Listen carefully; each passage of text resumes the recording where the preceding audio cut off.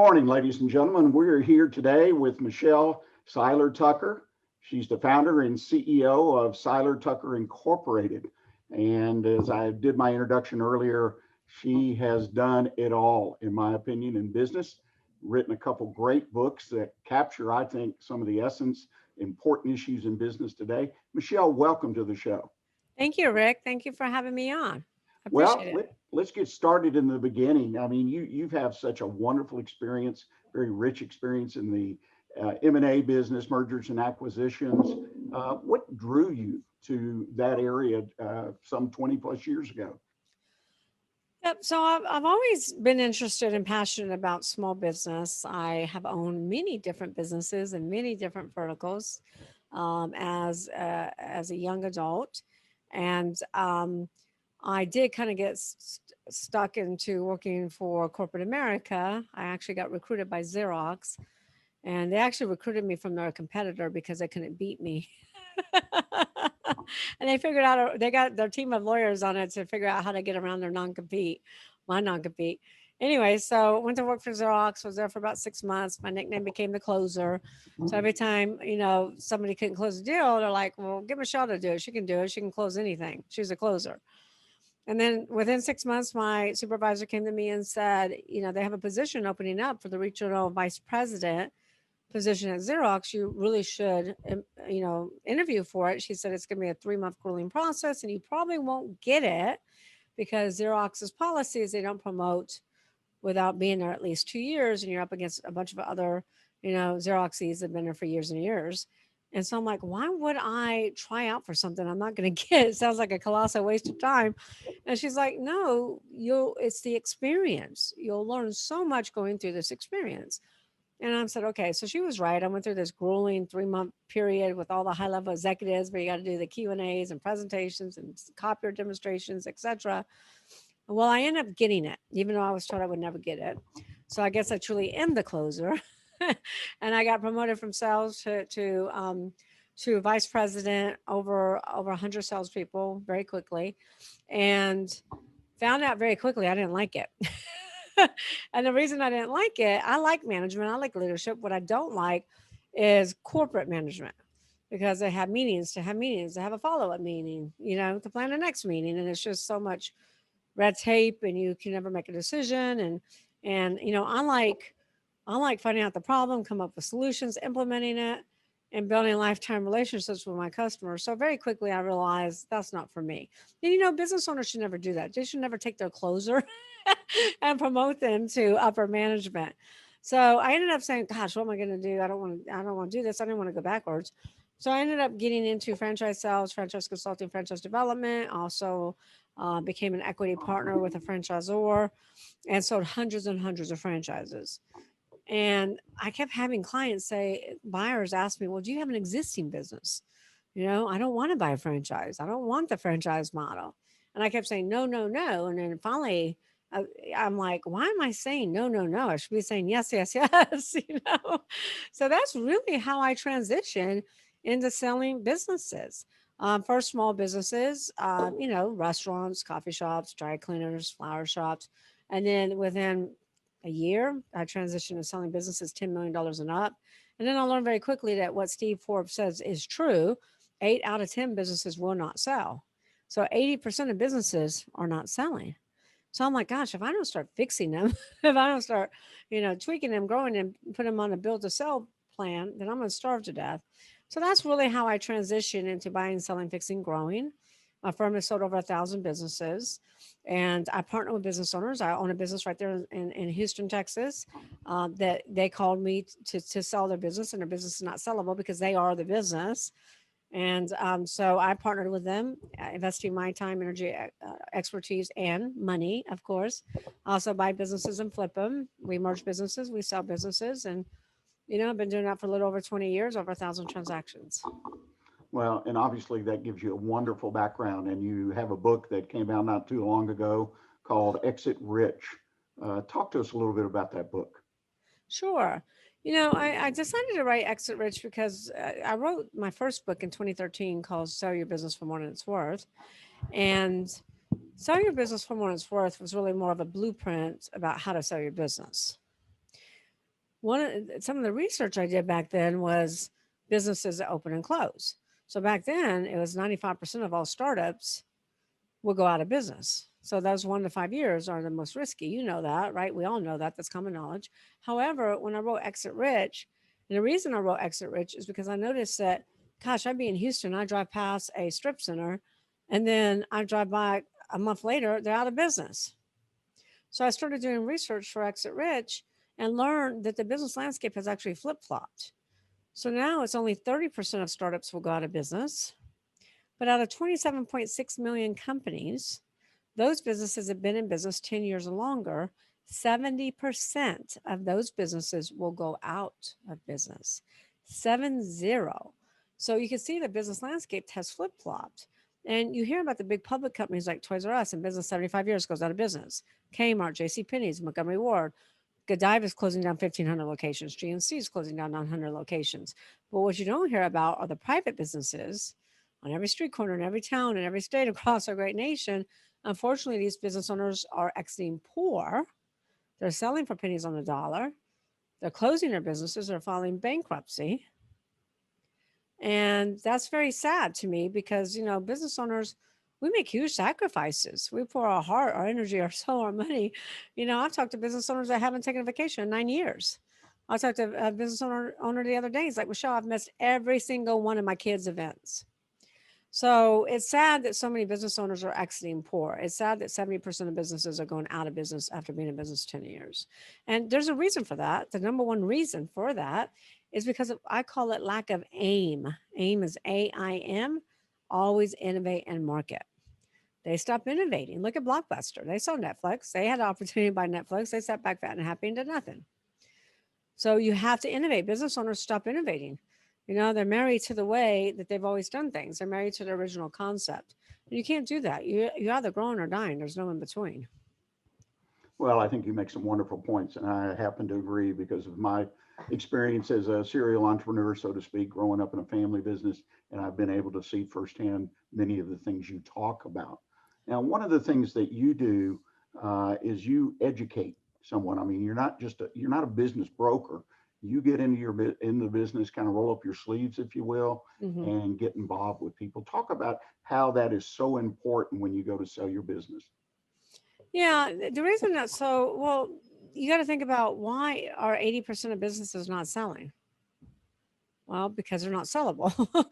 And the reason they're not sellable is because most business owners never think about selling their business until a catastrophic event occurs, internal or external. Internal, health issues, partner disputes, divorce, death. External, this pandemic.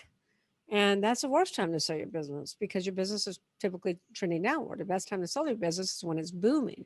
But and so because business owners don't think about selling their business, they really haven't built a business that somebody actually wants to buy. So we really roll up our sleeves and take business owners through a process. And that first process is what I call the ST exit model, where I tell business owners, look, you entrepreneurs, you got to plan your exit from day one of starting or buying a business. Well, that makes Because a sense. lot of business owners never think about it. Like they're so busy in the day to day, they're so busy in the transactional that they never think about the end game. So I call this the ST Seiler Tucker, ST exit model. And like I said, most business owners don't plan the end game. They don't think about the end game. So when you want to drive somewhere, what's the first thing you do? You pull out your phone, you go to Google Maps, right? And you plug in your destination. If you don't plug in a destination, you're going to be driving around in circles. And that's what happens to business owners. They don't plan to fail, they fail to plan. So because they don't have a destination, they don't have an end game, they just drive around in circles. They drive up and down those financial hills to unfortunately end up exiting poor. So the first thing they have to figure out is what's my destination? What's my end game? What's my desired sales price? What do I want to sell my company for? And you should do this day one. And everybody gets hung up on a number. It's just a number, pick a number, you might hit it, you might not, you might surpass it. So pick a number. Let's say you want to sell for $20 million. There's a number, right? Now, what does a GPS need to know? It needs to know where you're starting from. What's your current location? In other words, what's your current evaluation? And so many business owners have no idea what their business is worth. Many business owners have never had a business evaluation.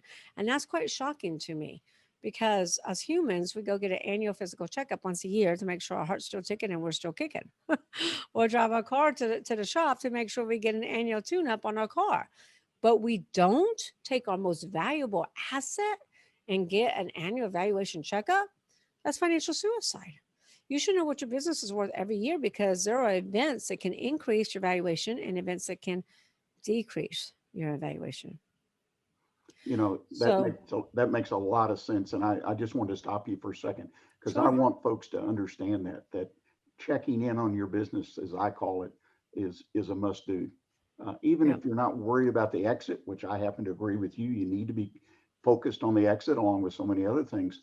But the idea, the sustainability of your business, just like you mentioned, the automobile, your own personal health, it's a Right. great point. Thanks.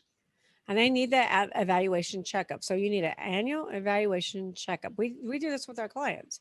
They come in for the initial evaluation, and then once a year we have the evaluation checkup. So we run through it real quick. We run through the evaluation, see if it increased. We run through the projections. We get a lender pre-qualified. We do all that stuff just to make sure that they're on target for their end game. And here's the bottom line: if you never sell your business, that it doesn't really matter. What matters is you actually have a valuable asset to sell if you need to sell one day. I had a sweet little old lady call me from Dallas, and she was in her, I don't know, 70s. And she said, my husband dropped dead of a heart attack, left me with a mountain of debt.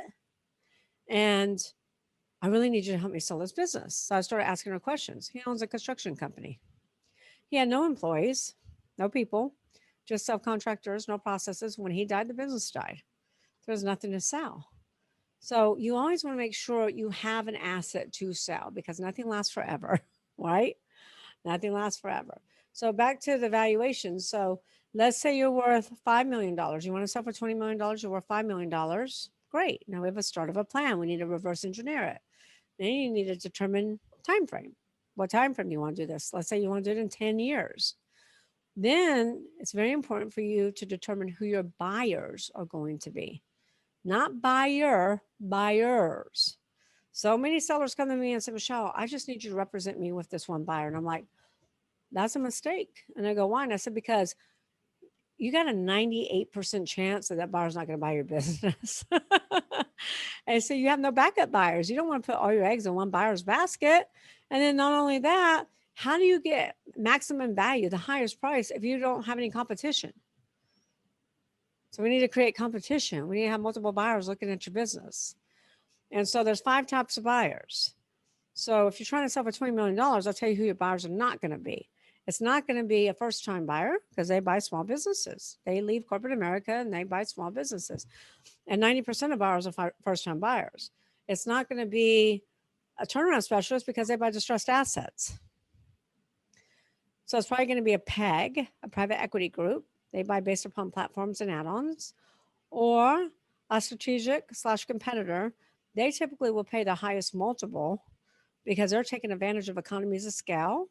They can typically cut overhead with the infrastructure they already have in place, and they pay a higher multiple for synergies.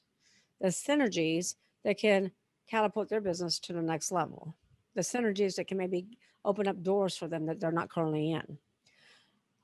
And then the last type of buyer is a sophisticated buyer, a serial entrepreneur. They're industry agnostic. They chase cash flow. They chase EBITDA. So now once you know, okay, out of these 5, it's probably going to be these 3 types of buyers. Where do the financials need to be? If I want to sell for $20 million, where's the gross revenues need to be? Where's the gross profit margin? The profit margins, the EBITDA, earnings before interest, taxes, depreciation, amortization. Where does that need to be? And then I will tell you, if you want to sell for $20 million, you need to have an EBITDA between $3 million and $5 million, depending upon your synergies. Then you need to know, well, what characteristics are these buyers looking for? What synergies are they looking for? What will make them pay top dollar for my business? And then you build that business based upon those specific criteria. This is an actual plan. And then the last step in that plan is why. The why is so important because it's all about mindset. If it was easy to sell a business for $20 million, everybody would be doing it. So you have to have a powerful why to keep you in the game, to keep you motivated, to keep you weathering all the financial storms and to keep you in the game. So that's the GPS exit model. Then I take people through what I call the infrastructure on the 6 Ps. And you absolutely, and I have to make this comment, maybe it's unobvious, but you put a plan to it because, I find it so interesting when I talk to business owners that their exit or what they begin that conversation say, well, I want to sell the business and retire, or I maybe want to sell and buy another business in a different area. Mm-hmm. But the reality is if they have no plan to get there, then they don't put the business in a position to maximize or to even return the kind of money they're looking for. I find this all the time, all the time. Or they come up, what happens is when they finally think about selling, they'll come to me and say, well, I want to sell for $10 million. I'm like, great. How'd you come up with that value? Because I always ask them, what do you want to sell for? Because I want to take their temperature. I want to see how realistic they are. And I'm like, how did you come up with $10 million? And they go, well, that's what I need. That's what I need to retire on. Or that's what I need to put 5 girls through college and pay for 5 girls' weddings. Or that's what I need to start my next, or buy my next business. So buyers don't care about what you need. Buyers care about the value that it brings them. And so a lot of times, a lot of business owners are extremely unrealistic on what the purchase price should be of their business because they don't base it on the value of the business. They base it upon what their needs are. And that's why it's so important to say, okay, well, if you really want $10 million, let's build a $10 million company and get you to exit for $10 million. But you're not just going to wake up one day and say, I need $10 million and bingo, go sell your business and get $10 million. It doesn't work that way. Yeah, and that brings into play another issue is that you can't just wake up one day and say, I want to sell my business, right? It's got to be over a period of time that allows these things to happen. Absolutely. Well, and a lot of business owners will say, well, I'm like 3 years out. I'll call you, 2.5 years. I'm like, no, that's not enough time. We have to start planning now. We have to get your financials in order now. On average, it takes a year to sell a business. Some sell quicker, some take longer. And in the case of someone who's trying to build a business to sell, it could take 20 years to put it in that, say, $10 million range that they expect to get out of it. And it's amazing. Decisions that are made every day, every year in your planning that impact that number. And you've got to have a plan. I had a client one time that wanted to sell a business. They built it up. It was a family. They were from France. Had a great business. We happened to be in a recession. Their business was one of the few that worked very well in a recession. But they had just started a trajectory that was almost straight up with profitability. And I counseled them and said, go for 3 years, work this profitability. You'll be amazed how much money that you can get over and above what you would get today, where you're just at the bottom of the curve. Right. But they woke up one day, wanted to sell their business, right? Yeah. And that's what happens, because they get tired of it. They get burned out. They don't want to do it anymore. Like I said, something happened, look, things don't stay forever, right? What goes up must come down, So it's really imperative to plan that. It's the most it strikes me as being so odd because we plan for our children. You have children, right? I do have 6. And well, I have 1, 6. That's a circus. So you got to plan for your circus, right? You plan on where do they go to elementary? Where do they go to preschool, elementary, high school, middle school, high school, college? You know how many grandkids are going to give you, right? But we don't plan for the most valuable asset in our life, which is our business. Well, and you make an excellent point on that. One of the things that intrigues me, you're in the merger and acquisition business. So a lot of times, small business people don't think of merger or acquisition, sale of their business. If I am looking for someone to help me, to represent me, like yourself, what are some of the key attributes I need to look for? So number one, it doesn't really matter where the advisor is located. Because even before the pandemic, we're selling businesses all over the United States. We've sold businesses in Canada, Trinidad, Colombia. Now we're talking to people in Dubai. So we can sell businesses all over, especially with the power of the internet. So location doesn't matter. What matters is experience, and there's a difference between a broker, a business broker, and an advisor, an M&A advisor. Mergers and acquisitions advisors typically do middle market, whereas business brokers do pizzerias, coffee shops, restaurants, and that's okay. There's it's okay. That's just a difference, right? And so you really what are you trying to sell? If you're trying to sell a larger business, you want to make sure you do your homework, do your research, make sure that the person has years of experience, at least 10 years plus. Make sure that they have sold lots of businesses, over 100. Make sure that they have experience in a lot of different verticals. You don't have to have specific industry experience because that doesn't really matter. You don't have to have the industry experience, but you should have experience in many different verticals. And then you want to make sure that they have a buyer's database. We have over 28,000 buyers. We work with about 3,000 private equity groups. You want to know, tell me about your buyers. How do you find your buyers? How do you attract buyers? We run a query in our buyer database first before we even put a business on the market. A lot of times we have buyers right in our own database that we don't have to put it on the market. And then you want to know, you know, um, do you have any business experience? Because I think if an advisor has actually owned businesses before, it gives them that competitive edge because they've sat on the other side of the desk, they've made the tough decisions. I've sold many of my own businesses, so it gives them that real competitive edge to be able to see things more clearly and be empathetic and be able to see both sides, buyer and seller. Um, so I think that's important. And then also, how do you evaluate a business? I mean, a lot of brokers, advisors just say, "Oh, you want $10 million? No problem. Write it up and they stick it on the market." I have a girlfriend of mine in Houston that, as a broker, and I went with her on a couple of deals, and I was appalled by the way she does her business, by the way she runs her company. And we went out to a couple of different engagement meetings, and I remember one deal. He said, "Well, I want 15 million." She goes, "Okay." She writes it up for 15 million. She doesn't even do an evaluation. She did none of that. And I go, you're being an order taker.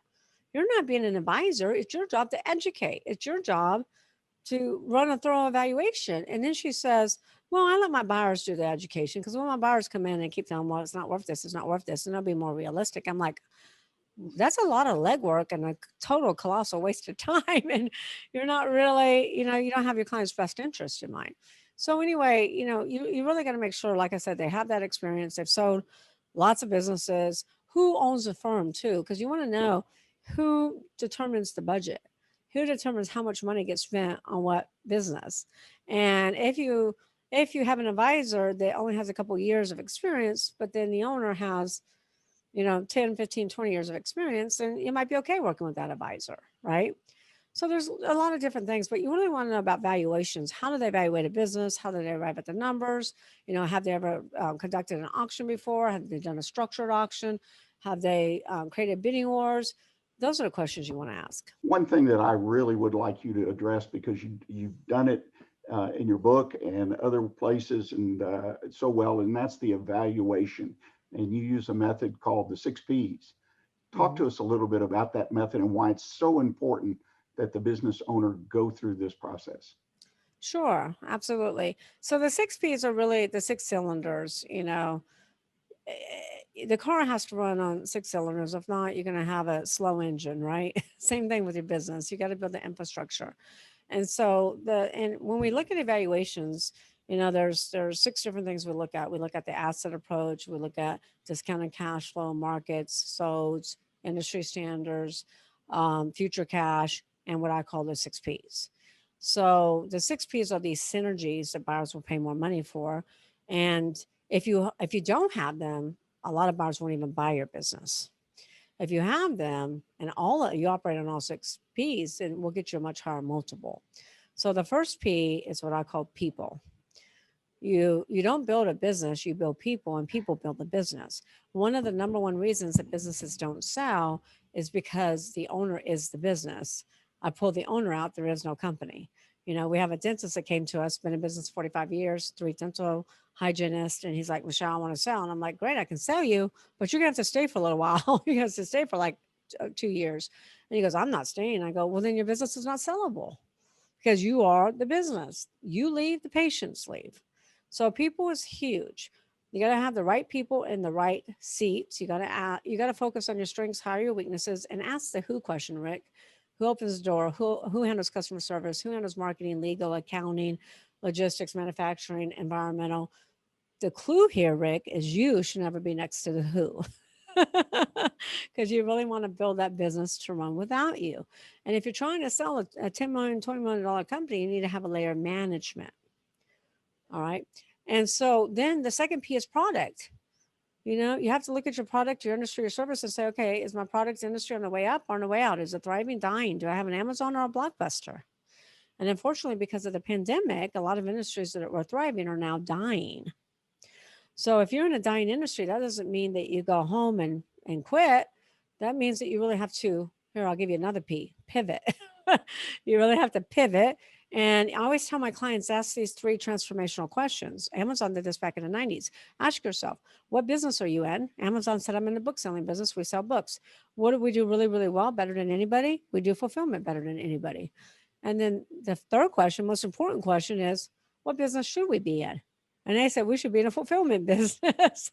So, you know, fulfilling everybody's products. So those three transformational questions took Amazon from a small bookseller to a multi-billion-dollar worldwide conglomerate that they are today. So product is huge. You know, 70% of these businesses are going out of business because they stopped innovating. So you always got to innovate. You always got to diversify. You're either growing or dying. The third P is processes. Processes are big because you'll never build a sustainable business that's scalable if you don't have processes. But processes are kind of like exit strategy. Nobody thinks about it until something bad happens. You know, we're selling a manufacturing company, and one of the employees got hurt on the manufacturing floor. It's actually a catastrophic event. The company's getting sued. They're probably going to end up filing bankruptcy. This is going to destroy the company. And the owner said to me, he says, well, we need a process for health and safety in this department. I'm like, you think you needed that beforehand? So you really want to think about your processes from the beginning, from starting or buying a business. And here's where most people get it wrong, Rick. Most business owners design the processes around their own agenda. You need to design the processes around the customer experience, what you want the customer to experience. For instance, chiropractors. They're like, okay, our hours Monday, Wednesday, and Friday are 9 to 12, and then we come back at 3, and then we're there till 5:30, and then Tuesdays is 10 to 12, and Thursday. They're not taking into consideration the customer experience, right? They're making it all about their own agenda. The McDonald brothers started McDonald's back in the 40s, and they said we want to design a fast food restaurant around the customer experience. The processes have to be designed around the customer experience, which is serve great tasting food that's hot, fast. They never said it's going to be organic or healthy. and because of their processes, even though they've been tweaked along the way, is why you can eat at McDonald's anywhere in the world and always get the same experience.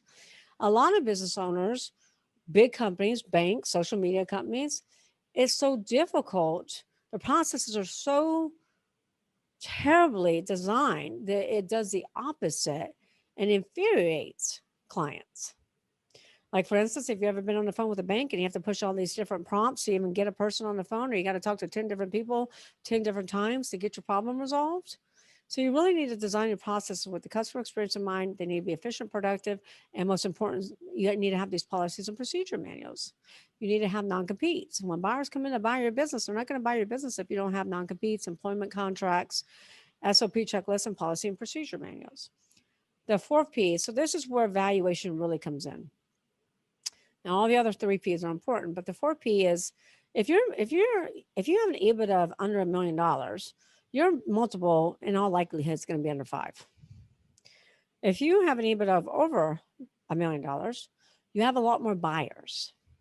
There are more buyers for good businesses than there are good businesses to buy. So your multiple is typically going to be 5 and up, depending upon these synergies. So this is proprietary. Now, this takes me the longest out of every P. The other 2 P's are quick. There are 6 pillars to proprietary. Number 1 is branding. The more well-branded you are, the more I can sell your company for. As long as your brand is relevant in the mind of the consumer. Is anybody paying any money for Blockbuster? No. The largest brand in the world, the most valuable brand in the world is, do you know? Well, I can't imagine. I mean, large company, no, it's got to be something that we wouldn't think of. Amazon is a great brand. Apple. Apple You're in the is a A's. wonderful Apple. brand. Yeah. $249 billion. That's just the brand. That's not assets, inventory, real estate, cash, anything else. That's just the brand. So build your brand, build your value. Trademarks are huge. Mistake the business owners make is, let's say they open up a business in Texas. They go get a trademark in Texas, but they never check the federal database to make sure that company name is available. I've seen business owners I received one time, it's this letter in the mail that says I have to stop using that company name. You got to hire an attorney, spend a lot of money, and you're probably going to end up losing. So make sure you go spend $1,500, $2,000 and get that federal trademark. Patents are huge. You watch Shark Tank, every single shark on Shark Tank does what? Do you have a patent on that? Do you have a patent pending? Do you have a They utility got to have patent? a patent, yeah. Got to have a patent. Contracts also will. So we sold a company actually in Texas for $18 million. They weren't making much money, but they had 18 patents. Contracts are huge. Manufacturing contracts, distribution contracts, vendor contracts. Any type of contracts that have exclusivity, franchisor contracts, client contracts are the most valuable of all because buyers want to make sure that there's revenue coming in. The most valuable are the recurring contracts, recurring revenue streams, and subscription models. So this will get you a much higher multiple. Celebrity endorsements are huge. We have a client that has, Oprah has endorsed her products. A competitor or strategic will pay a lot more money for that because their thought process is, if I buy this company, I'm in front of Oprah. I can maybe get my other stuff endorsed by Oprah. Radio endorsements. I mean, Rush Limbaugh used to be huge at this. Rush Limbaugh, Glenn Beck. Unfortunately, Rush passed away, but they can only endorse one vertical at a time. Otherwise, they completely lose credibility. So if they're endorsing skincare and that skincare company continues to pay them, that's a skincare that they're always going to endorse. You follow me? That's huge placement. It's hard to get that placement. And then e-commerce businesses. We sell a lot of e-commerce businesses. So anytime you can get those top positions on Etsy, Wayfair, Amazon, etc., this is what we call IP real estate. Databases. Databases can get you a lot of money if you keep up with it, if you nurture your clients, if they can be retargeted and repurposed. Facebook paid $19 billion for WhatsApp. And WhatsApp was not just losing money, they were hemorrhaging. But they had a synergy. They had 1 billion users. So they paid $19 billion because they figured they could get their ROI and monetize off of that purchase. So build your proprietary assets, build your multiple. Does that make sense? Software. Absolutely. Software is huge. Any type of proprietary software. So the fifth P is patrons. Most businesses follow the 80-20 rule where 80% of their business comes from 20% of their clients. And if you have customer concentration, that can be a big problem. We once sold an oil manufacturing business that had 65% of the revenue tied up in the BP. We have 550 buyers. We narrowed it down to 12 buyers. We got 12 LOIs. They were all concerned about customer concentration. And then we found a strategic that had similar products and services. That strategic didn't care because that strategic said, I've been trying to get in BP for years. We've been trying to get in BP for years. Now, if we buy this company, we have our in. We can get the rest of our product. We can get our other products and services in here. So this business was appraised for $9.8 million for 100%. He paid $15 million for 70%. That's 126% more than the appraised price. That's value. That's how you build value. We have to look for the synergies. We have to identify the synergies, identify the buyers that are going to pay for them, identify what the economies of scales are, and identify what overhead they can cut. Like we have a manufacturing business we're selling that has a distribution center. We have a buyer that's distribution all over the United States. They can cut that one distribution center, cutting $500,000, in that distribution, increasing their EBITDA from day one of closing a business. So that's how you increase valuation. And then the last P, the most important, so you want to make sure you have customer diversification, not customer, concentration. If you do though, we could still we could still bring that buyer. It just takes a lot longer to find that right buyer, that needle of a haystack buyer, I always say. And then the last P is profits, Rick. We're all in business to make money, but if you're not profitable, profits are always a problem, never the symptom. It's always It's not the problem. It's a symptom of not operating on one of the other 5 Ps. I have clients that come to me and say, well, Michelle, I have a profit problem. I'm like, no, you have a people problem. No, you have a process issue. So lack of profits are never the problem. It's a symptom.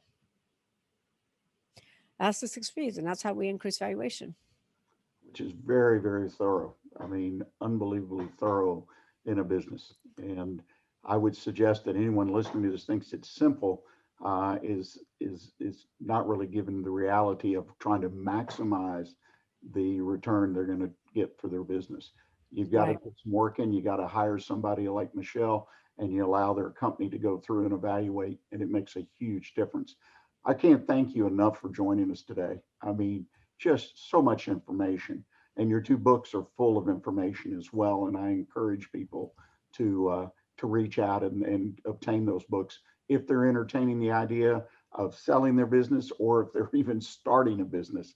Be aware of the exit. If people want to get in touch with you, Michelle, your organization, what's the best way for them to do it? So 2 things. I like to tell all your listeners how they can get Exit Rich right now and get all the goodies, because we're in pre-sale. So if you buy in pre-sale, you have a lot of added value. Can I tell them that real quick? Absolutely. So everybody can go to exitrichbook.com for $24.79. You don't have to wait till the book launches. The book is going to launch in June. So Exit Rich will launch in June. So at exitrichbook.com, $24.79, we will email you the digital download immediately. Plus, we'll send a hardcover to your doorstep for no additional shipping costs for anyone that lives in the U.S. Plus, we will give you a lifetime membership in the Exit Rich Book Club. So if you like what you're hearing here, there's more video content, plus documents to run your business, documents to sell your business. We have samples of samples of operating manuals, employee handbooks, non-competes, sample due diligence checklist, sample LOI, sample purchase agreement, sample closing docs. Rick, this is all worth over $30,000 if you went to an attorney to have them recreate it. And it's not just there for your review, it's there for your document download as well.